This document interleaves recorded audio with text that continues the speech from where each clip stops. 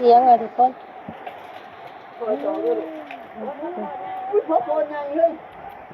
กระปูงามใหญ่เอาทางมาใส่ปลาเค็งโอเลี้ยงเยอะๆมาเบิ้งป้าทุกคนมีแต่ปลาเค็งคักเลยหลอดที่สองนี่เนาะนี่โอ้ปลาคอยอยู่หูเข้มหมดเลยกระปูกับลายคือเก่า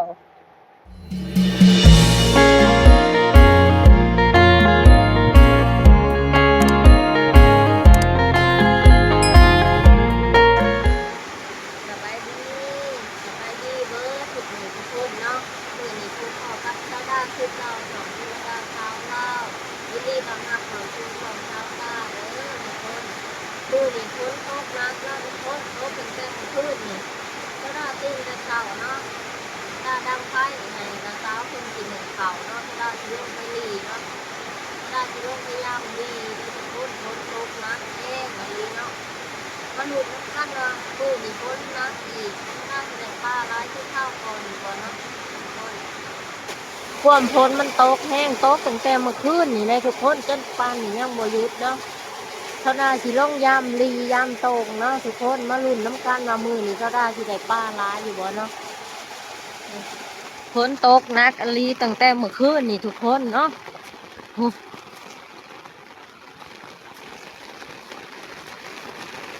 มือนี่เท่านาลงยามตกยามลีกับน้องชายคือเก่าเนาะทุกคนฝนตกแห้งคือเก่าอีกแล้วทุกคนตกหนักตั้งแต่เมื่อคืนนี่เนาะจนหอดเช้าเดียวนี่ยังบ่ทันเช้าตกเนาะทุกคนจะร่างลงยามกับน้องชายมือนี่ฝนตกแห้งทุกคนเมื่อคืนนี่ก็อากาศหนาวทุกคนดูแลสุขภาพตัวเองไงเนาะตอนนี้เช้าด้าลงมายามตรงกลางชายฝนอีกแล้วทุกคนเลยฝนมันบ่หยุดตกเนาะเช้าด้าก็จำเป็นต้องได้ลงมาเพราะว่ามันเสาช่วยเช้าด้ามาแบบถือกระสอบใหญ่คือเก่าได้ทุกคนเนาะเพื่อที่เอาไปใส่ป้าอยู่ในหลีเนาะทุกคนถือกระสอบเตรียมพร้อมกักแน่เนาะฝนตกเลยแบบบ่ใส่เสือคือเก่าทุกคนน้องชายหลาโซดาดิซิวๆเลยนะทุกคนเราบ่หนาวเราบ่จ้างหนาวเคยนี่ใครมันอันนั้นมันขาดคือกว่า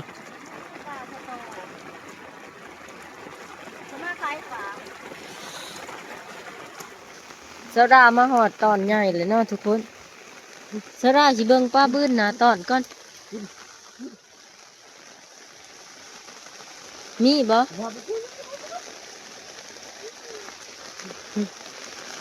โอ้ทุกคนเนาะที่ปลามันสีบื้นนี่เนาะทุกคนเนาะโซดามาเบิ่งนะตอนก่อนโซดาจะสิลงไปยามเนาะไปยามเบิ่งทุกคนมันสิมานอยู่บ่เนาะมาหลุดน้ำกันสิได้ร้ายได้น้อยเนาะตอนเฮา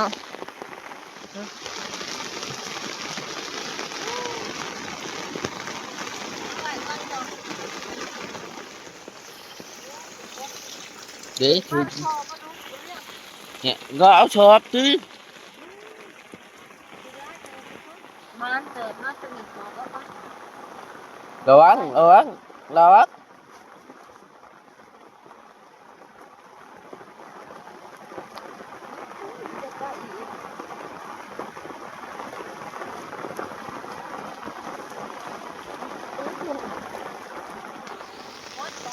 อืม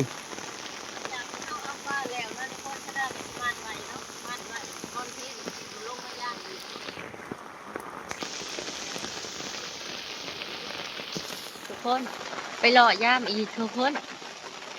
โอ้ซื้อปลาได้ปลาดุกเนาะทุกคนปลาดุกก็ปลาอีดหน่อยเนาะกระดาเปียกอะไรได้ทุกคนแข็งคนเนาะโอ้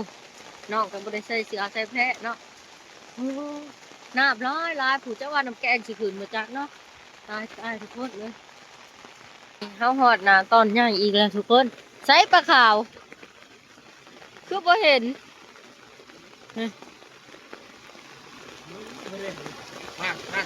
มาพูด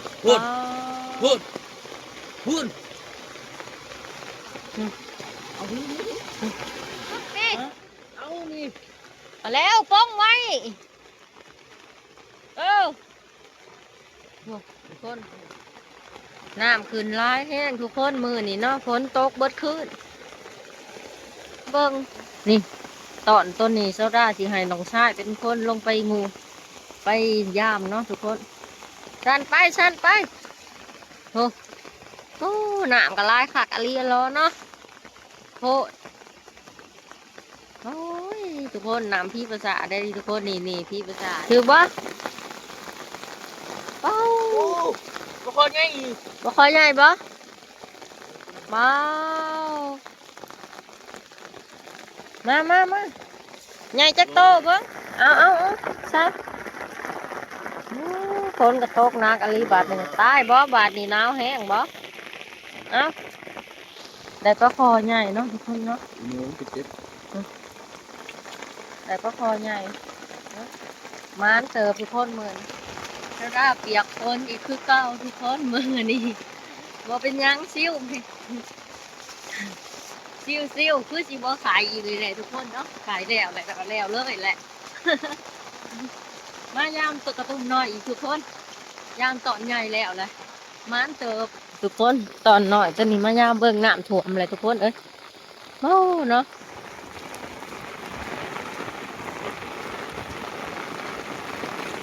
ต้นนี้ชะดาหอตอนหน่อยต้นนี้แหละเนาะลงไปเบิ่งมัน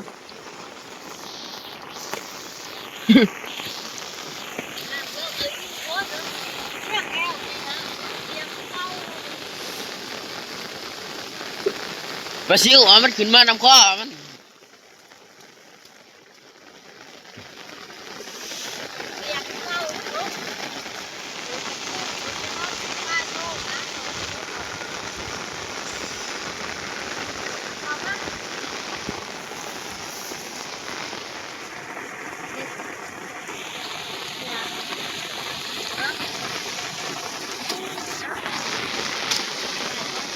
ต้นนี้ก่อนทุกคนมันสิถือบ่เมื่อเออเออโอ้จะมาหนักแต่ถือบ่โอ้ต้นนี้บ่ถือข้าวโตบ่ถือทุกคนต้นนี้เนาะเปียกปันมาตกน้ำเลยทุกคนบาดนี้โซดาพ้นกับบ่หยุดเนาะอ้าวมาเบิ่งกระตุ่มหน่อยทุกคนตัวนี้น้ำมันอังแล้วมันสิลงบ่กระตุ่มหน่อยตัวนี้เบิ่งก่อนเนาะเถื่อหลุดเถื่อมันถือทุกคนโอ้ยน้ำอังแล้วบ่ได้ตัวนี้ฮ่าน้ำอังแห้งบ่ได้ทุกคนพยายามต่อตัวที่สามทุกคนตรงที่สามไปยามต่อตรงที่สามอยู่พูนอยู่หมองกกตะแบงแล้วปลาเค็งร้อยเหรียญงุ้มมาไหมฮะนี่ทุกคนเนาะปลาเค็งมันมาอ๋องุ้มมาแม่ขันงุ้มได้สิให้เตะได้ป่ะเฮ้เงินนี่มันลอยอยู่ ไปแล้วไปแล้วมองงุ้มหอดป้าบ่อยากได้หอดเงินว่าสิจ้างว่าให้เพิ่นงุ้มป้านี่นะเพิ่นมองงุ้มเพิ่นไปก่อนหมู่แล้ว นี่ว่าเฮ็ดพอในหันค่ะทุกคนเอ้ยในหนานตอนปลาขาวกระดักกระดอแต่วันบนลงถูกเนาะมันโปไปเบิดถูกโอ้สิเป็นที่ลึกโปไปจนเบิดบ่ถือเนาะทุกคนมันบ่ถือเอาไปถึงไม่ย่านต่อเปียกคือเก่าเลยไปเปียกอีกทุกคนเอ้ยฝนตกบ่หยุดบ่หย่อนเนาะย่างขึ้นเมื่อยามตอนกบสมเสียวแบบนี้เอ้อเปียกคือเก่าถือบ่มองฮะหอดตอนโตที่สี่แล้วทุกคนเบิ้งสีลงเบิ้งนะสดาสีลงเบิ้งตัวนี้อีกทุกคนเลยโตที่สี่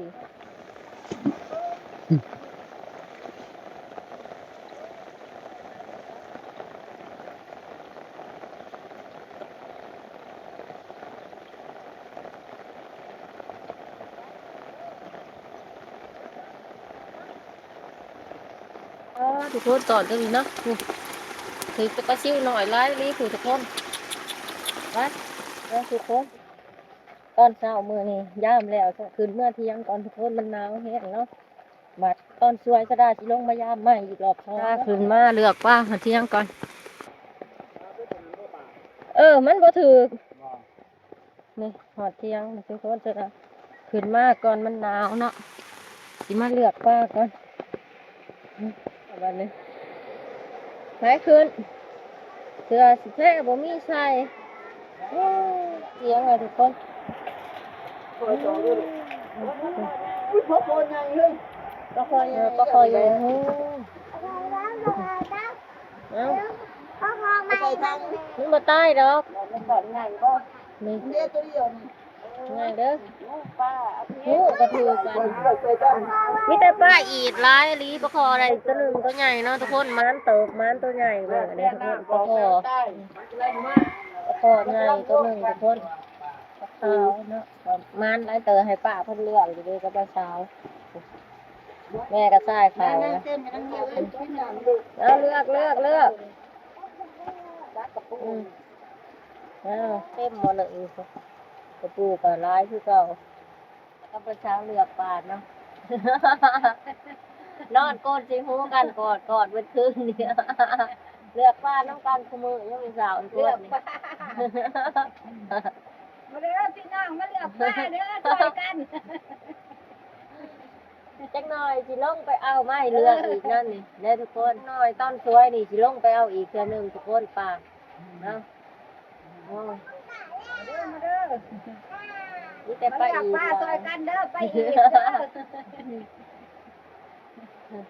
ธรรมดากับคนมาหอดเที่ยงนอนคนเหรอกินข้าวย่างแล้วเนาะจะได้สิเปลี่ยนเครื่องย่างแล้วมันหนาวแล้วทุกคนแล้วต้นสวยสิลงไปเอาใหม่เนาะมันน่าถือร้ายกว่าตอนเช้าดีเพราะเพิ่นตอนสวยฮะฮะ โตเกนนี่ซะ โคตรยันเสือเปื้อนเลือกป้า เอ้าพ่อบอกว่าสิเบิร์ดผู้บ่าวมาเลือกชอยผู้บ่าวเสือแดง โยกซะ บ่ได้ออกแต่ครัวแต่ละมื้อนี่เนาะครัวกิน ยอเบิดมาคือลาว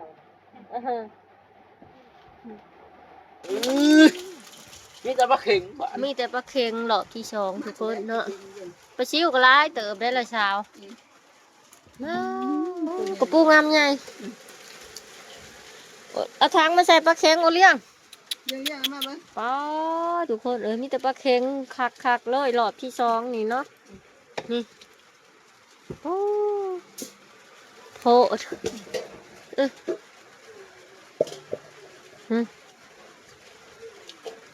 ปลาเค็งทุกคนเลย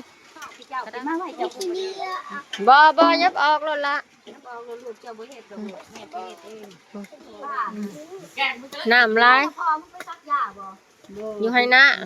มานาลีทุกคนมือนี่ก็ได้รอบที่สองแล้วขึ้นมานี่เนาะนี่ลายขนาดเลยป้าคัน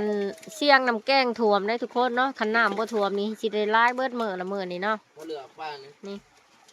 มีแต่ปักเช้งลายรอบนี่ทุกคนเออ เข่ง ทุกคน งามย่างกระดากระดอกผู้ทุกคน มันโคบอีชิบ่หายผู้บ่นี่ผู้โอ้ยเลือก ป้าถือนี่ตอนต้นไหนแล้วเป็นสีกระดูกเลือเนาะ ยาลูกก็ใช้ป้าเอาปาก นี่แล้วเช้าหันร้องดูไปดูค่ะโอ้ปลาเข่งสิบ่เป็นหล่อยผมว่า ร้ายเสียวันลงไป เพราะว่าแล้วเช้านี่มาถึงย่ามป้าลง บ่ได้บ่ได้อยู่มื้อ เพราะว่าแผนกเลือกตัวได้ขวบผู้ ปูบ่ลายมื้อนี่เนาะ นั่งมาดูใส่ในเช้านี่บ่นั่นคิดเพียงยังสิมันนอนเทิงสบายอันนี้จังได๋นี่นอนคือนอนได้ก็คิดยานี่เดี๋ยวกิโล ที่นี่พี่มาแต่ไส จ้ะ ผู้น้ำหัวไอ้ เจ้าไว้ฟังว่านมเราบ่ขึ้นก็ยามันแล้วมันค่อยนอนผู้เดียวแล้วคน ค่อยบ่แล้วเพิ่นสิหมอนึงในทุก ว่า คน คน เนาะ ก็จอดในกันไดทางนอนในกันไดทางขึ้นได้นี่ก็กันได ซาดากิน เนาะ ข้าวเช้าแล้วซาดาก็สิลงไปเอาอีกรอบที่สองที่สามแล้วนี่ทุกคนเนาะป้ากินข้าวเช้าแล้วเลยสิลงไปเอาอีกรอบหนึงเป็นรอบที่สามทุกคนแต่ตอนนี้ยังบ่ทันกินข้าวเสื้อผ้ากับเปียกเนาะเปียกเบิดนี่สิดาบ่ทันเปลี่ยนเครื่องซัก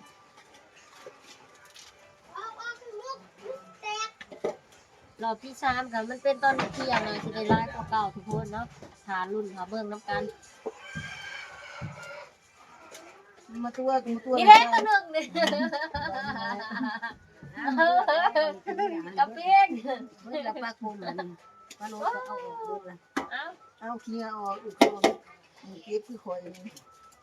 กระโดดเลือกใช้น่ะ นี่เด้นี่มันบอกนี่ไปเลือกใส่หมอว่านี่ไปเลือก กับเพียงใหญ่เลยนะอะไรแล้ว ตักออกปลาโลนี่เอาออกเคียนี่เด้อ